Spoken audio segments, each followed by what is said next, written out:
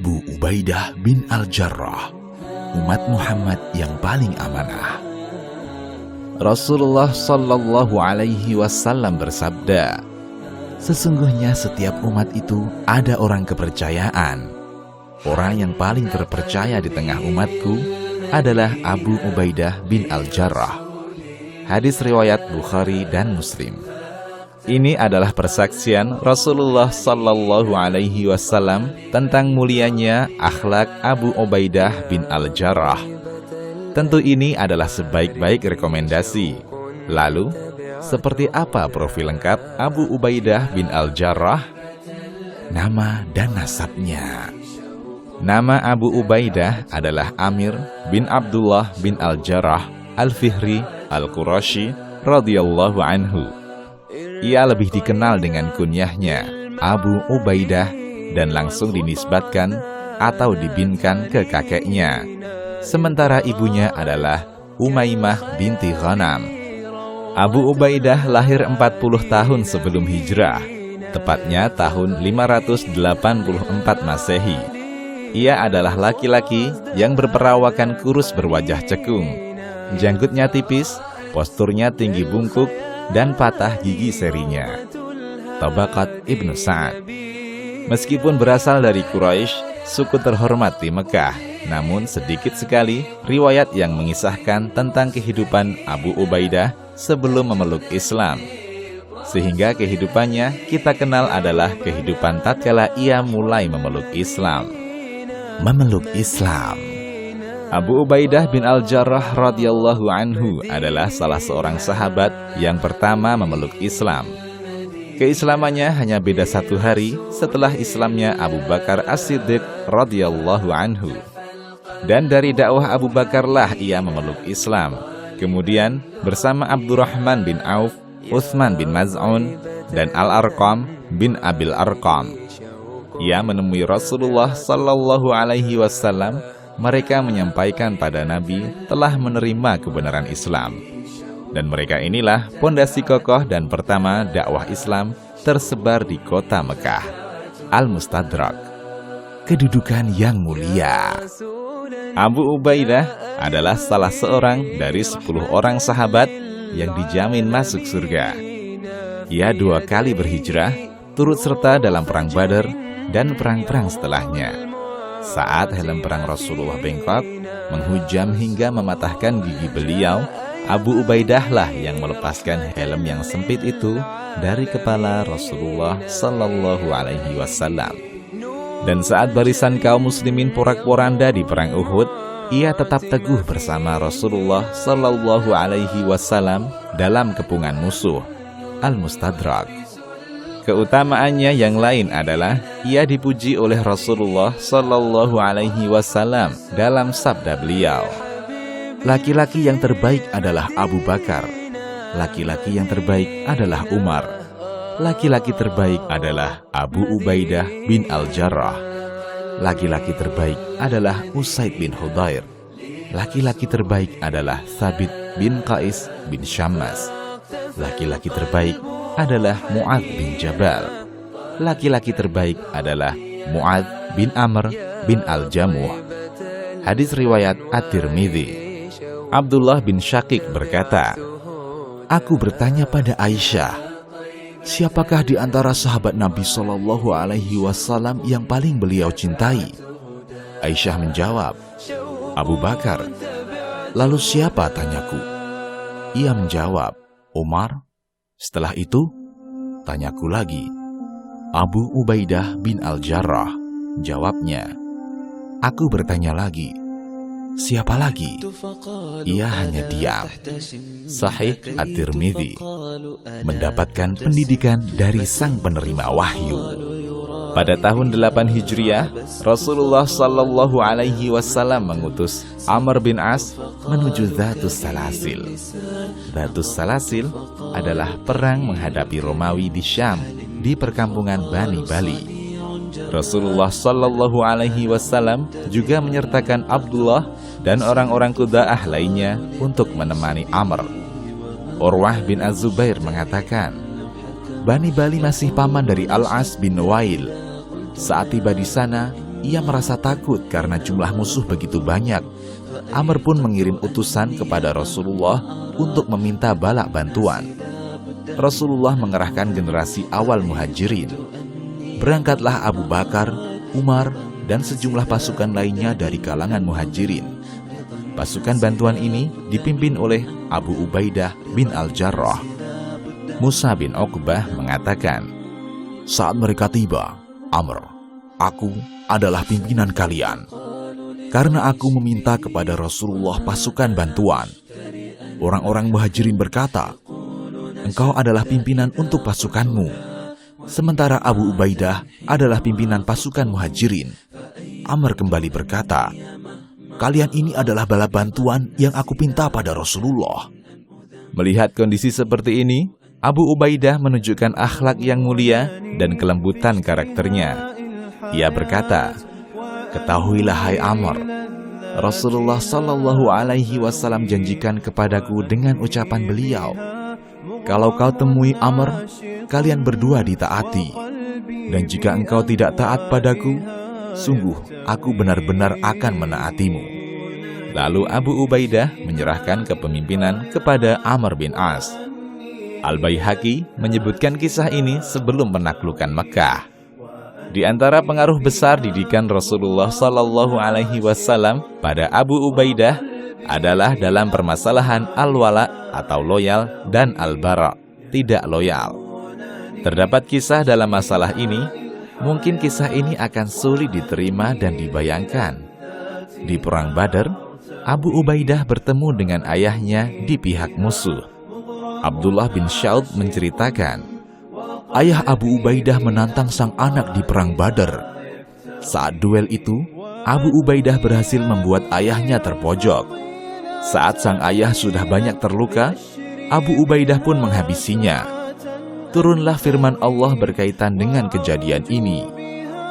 Kamu tak akan mendapati kaum yang beriman kepada Allah dan hari akhirat saling berkasih sayang dengan orang-orang yang menentang Allah dan Rasul-Nya, sekalipun orang-orang itu bapak-bapak, atau anak-anak, atau saudara-saudara, ataupun keluarga mereka.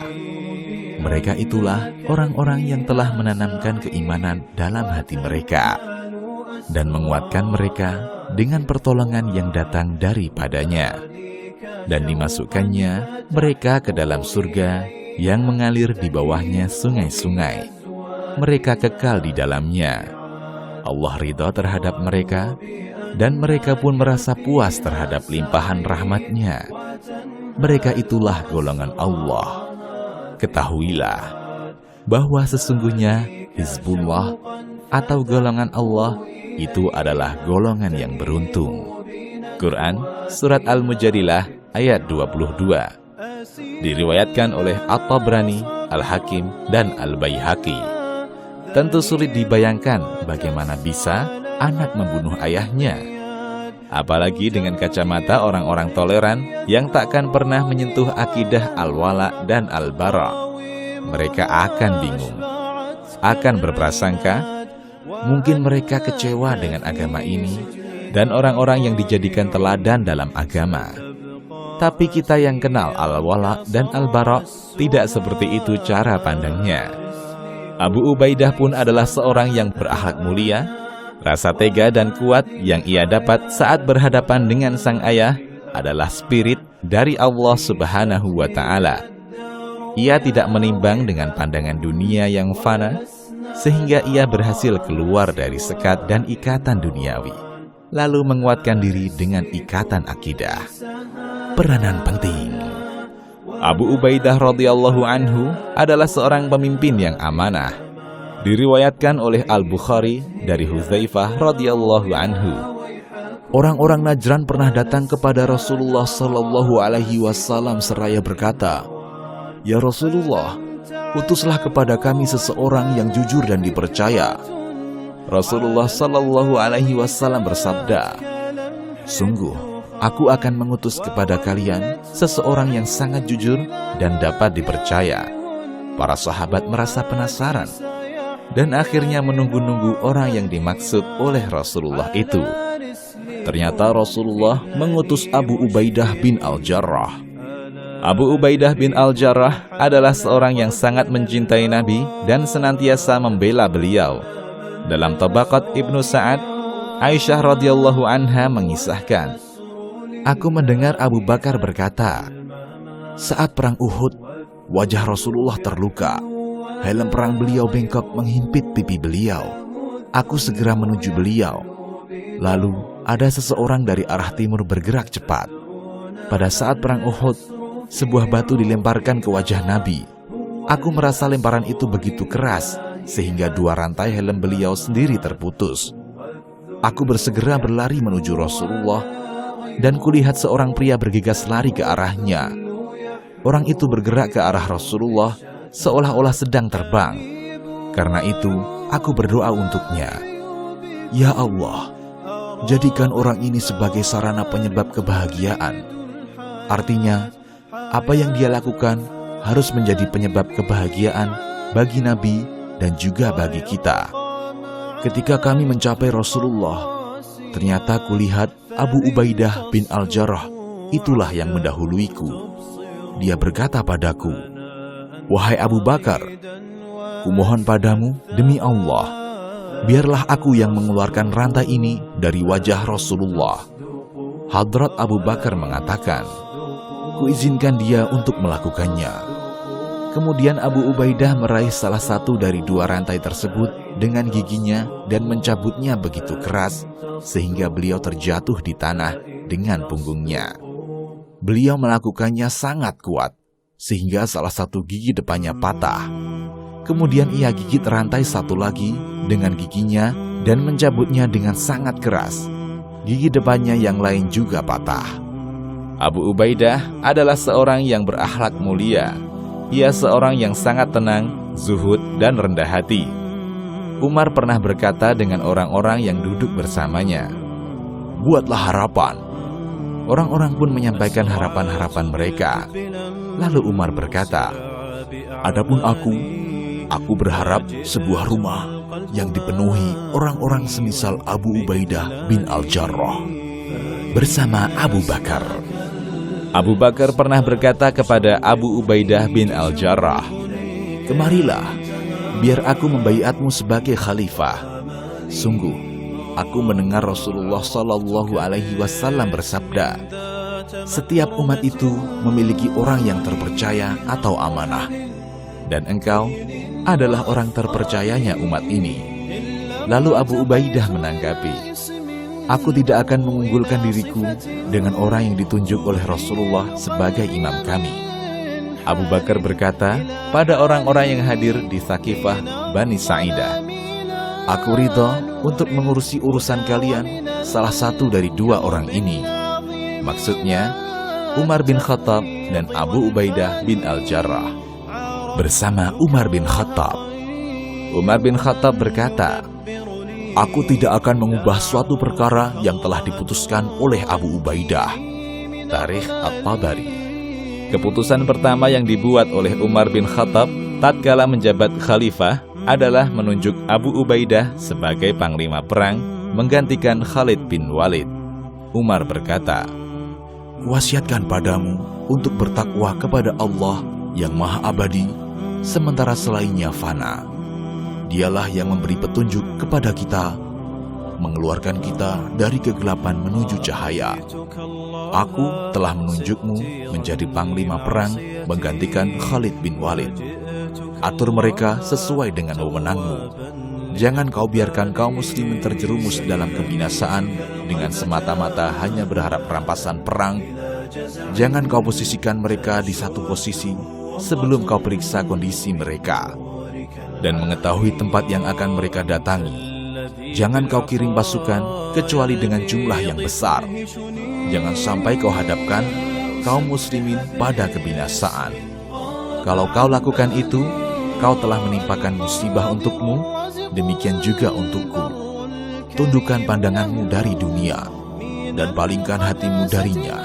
Waspadalah, jangan sampai engkau binasa seperti binasanya umat-umat sebelummu, padahal engkau telah tahu kekalahan mereka. Tarikh At-Tabari. bersama Khalid bin Walid. Saat Umar mencopot Khalid radhiyallahu anhu dari jabatan panglima pasukan, ia menunjuk Abu Ubaidah sebagai suksesornya. Lalu Khalid berkata kepada pasukan, "Kalian dikirimi seseorang yang terpercayanya umat ini." Abu Ubaidah radhiyallahu anhu menanggapi, "Aku mendengar Rasulullah sallallahu alaihi wasallam bersabda, Khalid adalah pedang di antara pedang-pedang Allah Azza wa Jal dan sebaik-baik pemuda di suatu kaum." Hadis riwayat Ahmad.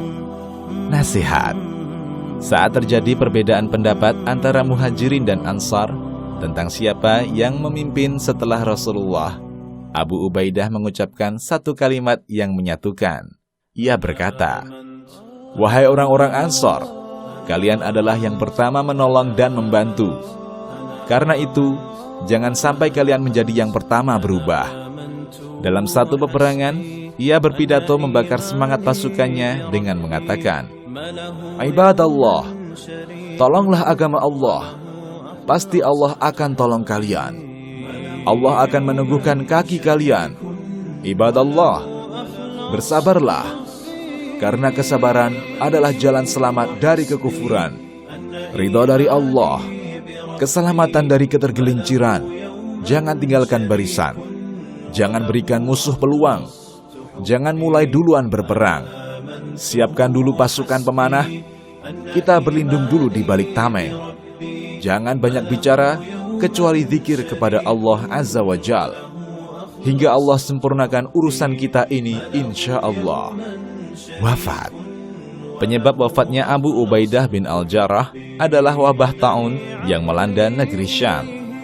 Tepatnya di masa pemerintahan Umar bin Khattab radhiyallahu anhu, Nabi SAW mengabarkan, siapa yang wafat karena penyakit ini, ia seorang syahid. Kemudian ia juga wafat fisabilillah. Ia menggabungkan dua keutamaan. Dari Abu Hurairah radhiyallahu anhu, Rasulullah sallallahu alaihi wasallam bersabda, "Menurut kalian, orang yang kalian anggap mati syahid itu seperti apa?" Para sahabat menjawab, "Mereka yang terbunuh dalam jihad di jalan Allah, itulah syahid." Nabi menanggapi, "Kalau begitu, pasti sedikit yang syahid di tengah umatku." Para sahabat bertanya, "Jadi siapa mereka, wahai Rasulullah?" Rasulullah menjawab, "Siapa yang terbunuh saat jihad di jalan Allah adalah syahid. Siapa yang wafat dalam ketaatan kepada Allah, dia syahid. Siapa yang wafat karena taun, dia syahid. Siapa yang wafat karena penyakit yang ada di perutnya, dia syahid." Ibnu Miqsam berkata pada anak Abu Ubaidah, "Aku bersaksi bahwa ayahmu termasuk di dalam hadis ini." Sejarawan sepakat bahwa Abu Ubaidah wafat karena wabah taun Amwas di Syam pada tahun 18 Hijriah. Al-Isti'ad ala Hasyiah Al-Isabah. Saat Abu Ubaidah dimakamkan, Mu'adz bin Jabal berkhutbah di tengah masyarakat yang hadir. Ia menyebutkan banyak keutamaan Abu Ubaidah dalam khutbahnya. Abu Sa'id Al-Maqbari berkata, saat Abu Ubaidah terinfeksi wabah taun, ia berkata, "Mu'adz, imamilah orang salat." Mu'adz pun mengimami masyarakat. Lalu Abu Ubaidah bin Al-Jarrah wafat. Mu'adz berdiri dan menyampaikan khutbah. "Masyarakat sekalian, bertaubatlah kepada Allah dari dosa-dosa yang kalian kerjakan. Karena tidaklah seorang hamba Allah menghadapnya dalam kondisi ia sudah bertaubat, kecuali Allah mewajibkan dirinya sendiri untuk mengampuni orang tersebut." Mu'adz melanjutkan, "Kalian dikejutkan dengan wafatnya seseorang yang aku tak pernah melihat seorang yang paling sedikit kesalahannya, paling baik hatinya, paling jauh dari kejahatan, paling cinta dengan akhirat, dan paling menginginkan kebaikan untuk masyarakat melebihi dirinya. Doakan dia rahmat, dan mari kita ke tanah lapang untuk menyolatkannya. Demi Allah, kalian tidak akan mendapatkan orang semisalnya lagi." Orang-orang pun berkumpul dan jenazah Abu Ubaidah dikeluarkan ke tanah lapang. Mu'adz maju ke depan mengimami salat jenazahnya. Mu'adz bin Jabal, Amr bin As, Ad-Dhahak bin Qais adalah orang-orang yang masuk ke liang kuburnya dan meletakkan jenazah Abu Ubaidah di lahat. Saat tanah sudah menimbun jasad Abu Ubaidah, Mu'adz berkata, "Abu Ubaidah, sungguh aku akan memujimu, dan yang kukatakan ini bukanlah dusta, yang aku khawatir Allah akan menghukumku. Demi Allah, sungguh engkau adalah orang yang banyak berzikir mengingat Allah, orang yang berjalan di atas bumi dengan rendah hati, dan apabila orang-orang jahil menyapa mereka, mereka mengucapkan kata-kata yang mengandung keselamatan. Orang yang apabila membelanjakan harta, mereka tidak berlebihan, dan tidak pula kikir, dan adalah pembelanjaan itu di tengah-tengah antara yang demikian. Orang yang tunduk dan patuh kepada Allah, orang yang rendah hati, yang menyayangi anak-anak yatim, orang-orang miskin, dan tidak suka dengan orang-orang yang berkhianat dan sombong." Al-Mustadrak. Pujian Mu'adz bin Jabal kepada Abu Ubaidah ini menunjukkan keutamaan Abu Ubaidah bin Al-Jarrah, menunjukkan tingginya kedudukannya. Semoga Allah Ta'ala meridhoinya. Wallahu a'lam bishawab. Kita ketemu lagi di konten selanjutnya. Wassalamualaikum warahmatullahi wabarakatuh. Selamat menunaikan ibadah puasa. وقلبي بأهوائها يكتوي وأني أبيع الفضيلة حينا لأشري